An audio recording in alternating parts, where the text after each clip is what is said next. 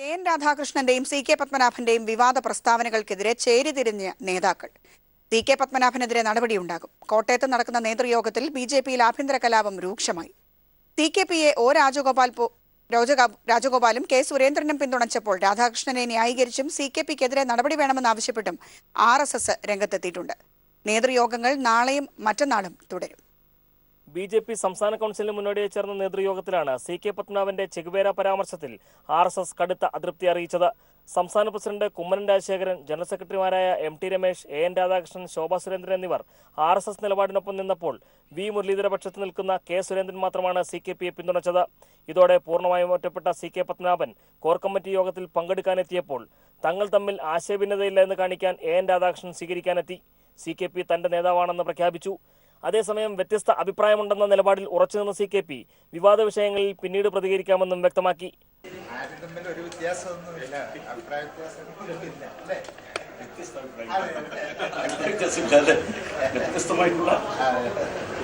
നേതൃയോഗത്തിൽ വിമർശനമേറ്റ സി.കെ.പിയെ core കമ്മിറ്റിയിൽ O. Rajagopal പിന്തുണച്ചു. രാധാകൃഷ്ണന്റെ പ്രസ്താവന അനവസരത്തിലായി. പാർട്ടി ജാഥകളുടെ ശോഭ കെടുത്തിയെന്നും രാജഗോപാൽ യോഗത്തിൽ വ്യക്തമാക്കി. ചേരിതിരിഞ്ഞുള്ള പിന്തുണയ്ക്കൽ ബി.ജെ.പിയിൽ ആഭ്യന്തര കലാപം മൂർച്ഛിക്കുന്നതായിട്ടാണ് വ്യാഖ്യാനിക്കപ്പെടുന്നത്. ഇതോടെ പ്രസ്താവന വിവാദത്തിൽ വ്യക്തമായ നിലപാടെടുക്കാനാകാതെ കുഴങ്ങുകയാണ് ബി.ജെ.പി സംസ്ഥാന ഘടകം. T P. Prashanth, news bureau, Kottayam. 57ാമത് സംസ്ഥാന സ്കൂൾ കലോത്സവത്തിന് കണ്ണൂരിൽ തിരിതെളിഞ്ഞു. പ്രധാന വേദിയായ നിളയിൽ നടന്ന ചടങ്ങിൽ മുഖ്യമന്ത്രി പിണറായി വിജയൻ കലോത്സവം ഔദ്യോഗികമായി ഉദ്ഘാടനം ചെയ്തു. ഉദ്ഘാടന ചടങ്ങിൽ മന്ത്രിമാരായ Kadannappally Ramachandran, professor C. Raveendranath, K. Shailaja, MP. PK. Sreemathi, ഗായിക കെ. എസ്. ചിത്ര എന്നിവർ പങ്കെടുത്തു.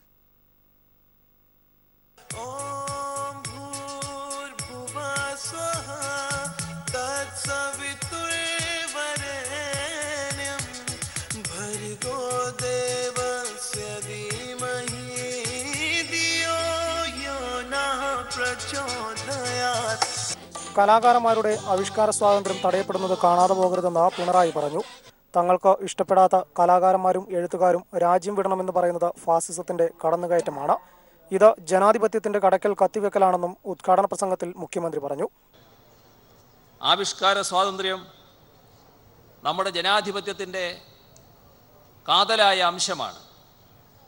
പക്ഷേ അത് തടയപ്പെടുന്ന സാഹചര്യം നാട്ടിൽ വളർന്നു വരുന്നത് നാം കാണാതിരിക്കരുത്. ഇതെല്ലാം മഹത്തായ നമ്മുടെ രാഷ്ട്രത്തിൻ്റെ ജനാധിപത്യത്തിൻ്റെ കടക്കൽ കത്തിവെക്കലാണ് എന്ന് നാം തിരിച്ചറിയണം. ഫാസിസത്തിൻ്റെ പിൻവാതിൽ പ്രവേശനം ഇതിൻ്റെയെല്ലാം പിന്നിൽ അടങ്ങിയിരിക്കുന്നുവെന്നതും നാം ആശങ്കപ്പെടേണ്ടതായിട്ടുണ്ട്. തങ്ങൾ അഭ്യസിച്ച കലാരൂപങ്ങൾ വെറും സമ്മാനങ്ങൾക്ക് വേണ്ടി മാത്രം ഉപയോഗിക്കാതെ അത് തുടർന്നാലേ സമൂഹത്തിന് ഗുണകരമാവൂ എന്നും മുഖ്യമന്ത്രി കൂട്ടിച്ചേർത്തു. ചലച്ചിത്ര പിന്നണി ഗായിക ചിത്രയായിരുന്നു ചടങ്ങിൽ വിശിഷ്ടാതിഥി. 35 വർഷം മുമ്പ് കലോത്സവത്തിൽ ശാസ്ത്രീയ സംഗീതത്തിൽ പുരസ്കാരം നേടിയ ചിത്ര അന്ന് ആലപിച്ച ഗാനത്തിന്റെ പല്ലവി അവതരിപ്പിക്കുകയും ചെയ്തു.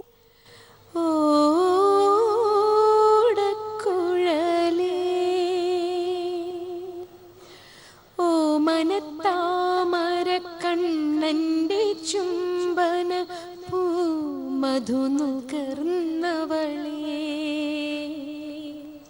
വിദ്യാഭ്യാസ മന്ത്രി സി. രവീന്ദ്രനാഥ് അധ്യക്ഷനായ ചടങ്ങിൽ വിവിധ വകുപ്പുകൾ കൈകാര്യം ചെയ്യുന്ന മന്ത്രിമാരും മറ്റ് ജനപ്രതിനിധികളും പങ്കെടുത്തു. കലോത്സവ നഗരിയിൽ നിന്നും ബിജേഷ് നടുവിൽ. വർണ്ണശബളിമയാൽ വ്യത്യസ്തമായിരുന്നു 57ാമത് സംസ്ഥാന സ്കൂൾ കലോത്സവത്തിന്റെ ഭാഗമായി നടന്ന സാംസ്കാരിക ഘോഷയാത്ര.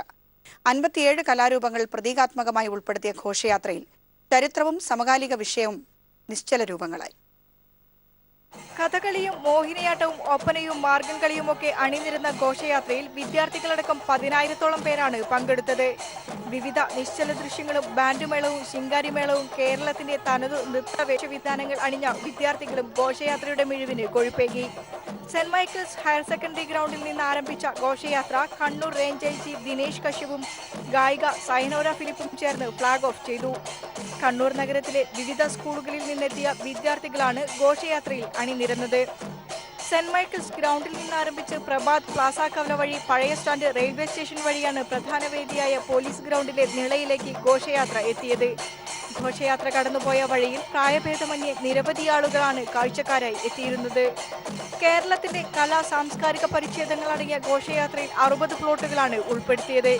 കലോത്സവ നഗരിയിൽ നിന്നും ടീം പീപ്പിളിനു വേണ്ടി വിനിഷ വൃന്ദാവൻ. കലോത്സവം ജനങ്ങളിലെത്തിക്കാൻ കണ്ണും കാതും കൂർപ്പിച്ച മാധ്യമപ്പട കണ്ണൂരിൽ. കലാമാമാങ്കത്തിന്റെ ചൂടും ചൂരും ഒപ്പിയെടുക്കാൻ മാധ്യമങ്ങൾ സജീവമായി. മീഡിയ പവലിയൻ ഉദ്ഘാടനം ചെയ്തു.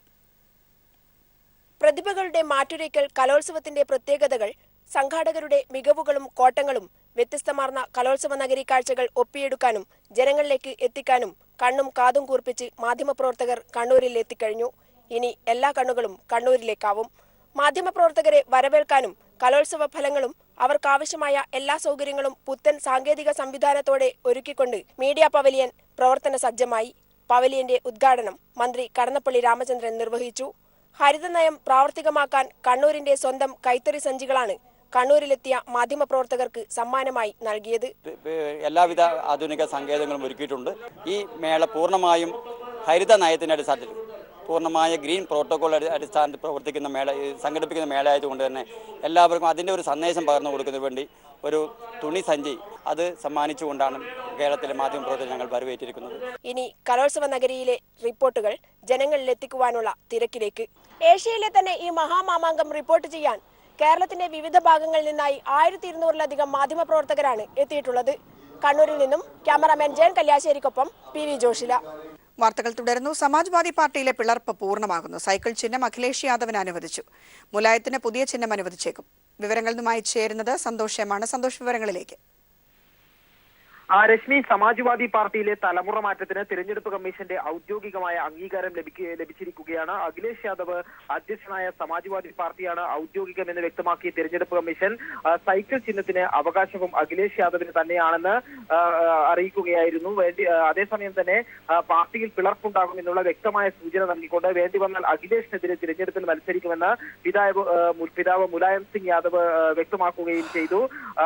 പാർട്ടിയിൽ ലക്നോ കൺവെൻഷന് ശേഷം, ലക്നോ സമ്മേളനത്തിന് ശേഷം അഖിലേഷ് യാദവിനെ അധ്യക്ഷനായി തിരഞ്ഞെടുത്തിരുന്നു. എന്നാൽ മുലായം സിംഗ് യാദവ് ഈ ഒരു ലക്നോ കൺവെൻഷൻ അംഗീകരിക്കാൻ തയ്യാറായിരുന്നില്ല. പാർട്ടിയിൽ ഇപ്പോഴും താൻ തന്നെയാണ് തലവൻ എന്നുള്ളത് സ്ഥാപിക്കുകയും സൈക്കിൾ ചിഹ്നത്തിനായി ഇരുവിഭാഗവും തെരഞ്ഞെടുപ്പ് കമ്മീഷനെ സമീപിക്കുകയും ചെയ്തിരുന്നു. ഇതിന്റെ തെളിവുകളെല്ലാം തെരഞ്ഞെടുപ്പ് കമ്മീഷന് കൈമാറുകയും ചെയ്തു. ഈ തെളിവുകൾ വിശദമായി പരിശോധിക്കുകയും ഇരുവിഭാഗത്തിന്റെയും വാദങ്ങൾ കേൾക്കുകയും ചെയ്തതിനു ശേഷമാണ് ഇപ്പോൾ തെരഞ്ഞെടുപ്പ് കമ്മീഷൻ തീരുമാനമെടുത്തിരിക്കുന്നത്.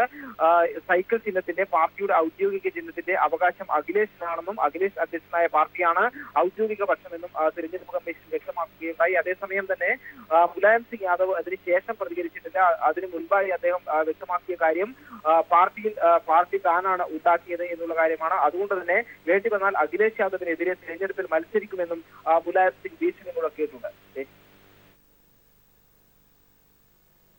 സന്തോഷാണ് വിവരങ്ങൾ നൽകിയത്. ജിഷ്ണു കോപ്പിയടിച്ചതായി കരുതുന്നില്ല എന്ന അന്വേഷണ ചുമതലയുള്ള ADGP സുധേഷ് കുമാർ. കോപ്പിയടിക്കാനുള്ള സാഹചര്യം പരീക്ഷാ ഹാളിൽ ഇല്ലെന്നും ജിഷ്ണു കോപ്പിയടിച്ചെന്ന ദൃക്സാക്ഷികൾ ആരും പറഞ്ഞിട്ടില്ലെന്നും ADGP പറഞ്ഞു. കാര്യങ്ങൾ മനസ്സിലായില്ലേ? ഞാൻ എക്സാമിനേഷൻ ഹാൾ പോയി നോക്കി. അത് ഇരിക്കുമ്പോൾ കോപ്പി ചെയ്യാൻ പറ്റത്തില്ല. ആ അലൈൻമെന്റിലെ ഡിസ്റ്റൻസ് നോക്കുമ്പോൾ എല്ലാം നമ്മൾ എല്ലാ ആംഗിൾസ് നോക്കുന്നുണ്ട്. ഞാൻ ഹോസ്റ്റലിൽ പോയി കയറി നോക്കി, അവിടെ എല്ലാ കാര്യം നോക്കുന്നുണ്ട്. അത് നോക്കിയിട്ട് ഇൻവെസ്റ്റിഗേഷനിൽ വരുമല്ല.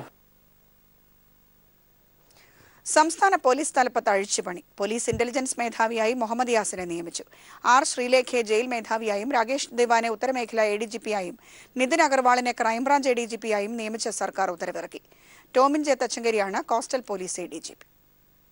പോലീസ് ഇന്റലിജൻസ് മേധാവിയായിരുന്ന R ശ്രീലേഖയെ ജയിൽ മേധാവിയായി നിയമിച്ചു. ഉത്തരമേഖല ADGP-യായി DGP റാങ്കുള്ള രാകേഷ് ദിവാനെയാണ് നിയമിച്ചിരിക്കുന്നത്. മുഹമ്മദ് യാസിനാണ് പുതിയ ഇന്റലിജൻസ് മേധാവി. ക്രൈംബ്രാഞ്ച് ADGP-യായി നിതിൻ അഗർവാളിനും പോലീസ് ആസ്ഥാനത്തെ ADGP-യായി അനിൽകാന്തിനും നിയമനം നൽകി. IG-യായി സ്ഥാനക്കയറ്റം ലഭിച്ച P വിജയന് എറണാകുളം റേഞ്ച് IG-യായാണ് നിയമനം.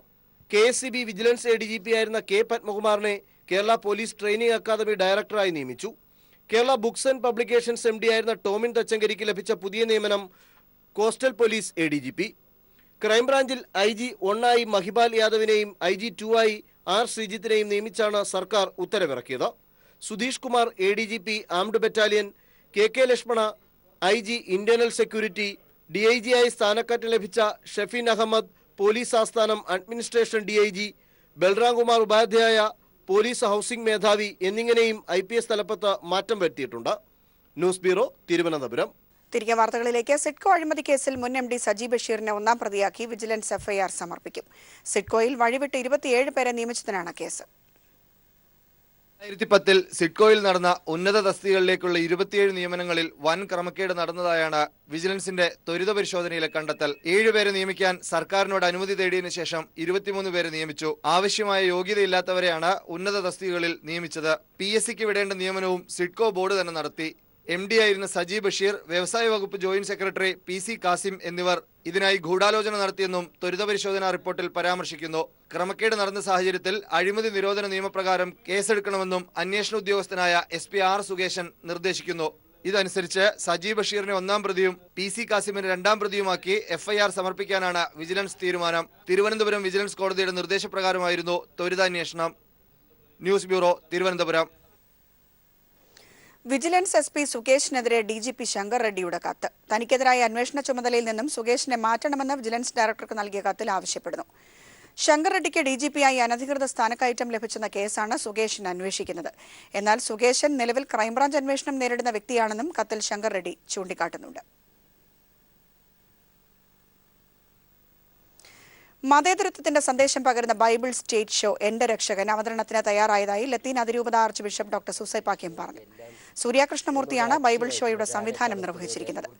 V മധുസൂദനൻ നായരുടെ വരികൾക്ക് രമേശ് നാരായണനാണ് സംഗീതം പകർന്നിരിക്കുന്നത്. ഈ മാസം 20-നാണ് ആദ്യ പ്രദർശനം നടക്കുക.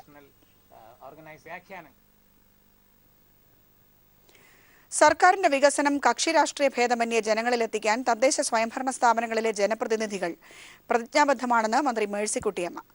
കൊല്ലം മേക്കോണിൽ 2.5 ഏക്കർ തരിശു നിലത്തിൽ കൃഷി ഇറക്കി. സർക്കാരിന്റെ വികസന നയം ജനങ്ങളിലെത്തിക്കാൻ തദ്ദേശ സ്വയംഭരണ സ്ഥാപനങ്ങളിലെ ജനപ്രതിനിധികൾ പ്രതിജ്ഞാബദ്ധമാണെന്ന് മന്ത്രി മേഴ്സിക്കുട്ടിയമ്മ പറഞ്ഞു. കക്ഷി രാഷ്ട്രീയ ഭേദമന്യേ ആയിരിക്കണം വികസന പ്രവർത്തനങ്ങൾ ജനങ്ങളിലെത്തിക്കാൻ മുതിരേണ്ടത്. തൊഴിലുറപ്പ് പദ്ധതിയുടെ പേരിൽ ഒരു തർക്കവും പാടില്ലെന്നും മേഴ്സിക്കുട്ടിയമ്മ പറഞ്ഞു. വികസന പ്രവർത്തനത്തിന് അതിനെയുള്ളൂ നമുക്ക് തർക്കം. വികസന വർക്ക് വരുമ്പോൾ അത് കുടുംബശ്രീയുടെ വികസനമാണെങ്കിലും തൊഴിലുറപ്പ് പദ്ധതിയാണെങ്കിലും. ഹരിത കേരള മിഷന്റെ ഭാഗമായി കൊറ്റക്കര ഗ്രാമപഞ്ചായത്തിന്റെ ആഭിമുഖ്യത്തിൽ 2.5 ഏക്കർ തരിശു ഭൂമിയിൽ കൃഷി ഇറക്കി ഉദ്ഘാടനം ചെയ്യുകയായിരുന്നു മന്ത്രി. മേക്കോൺ കോട്ടച്ചിറയിലെ 2.5 ഏക്കർ തരിശു ഭൂമിയിലാണ് കൃഷി ഇറക്കിയത്.